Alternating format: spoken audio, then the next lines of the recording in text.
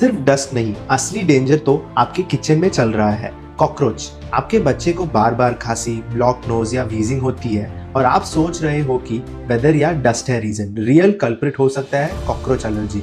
Cockroach की saliva, skin और sweat से भी एलर्जी हो सकती है और सबसे ज्यादा ये मिलते हैं किचन, बाथरूम और क्रैक्स इन वॉल्स में। डिशेस को तुरंत धो लो, don't leave them overnight.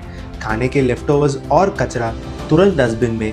Food हमेशा एयरटाइट कंटेनर में रखो। वॉल्स के क्रैक्स सील करना बहुत जरूरी है। कॉकरोच एलर्जी कंफर्म करना है, स्किन एलर्जी टेस्ट करवाओ। अगर ये सिम्टम्स आपके घर में भी हैं, save this reel, share with other parents और फॉलो करो फॉर द नेक्स्ट स्टेप्स।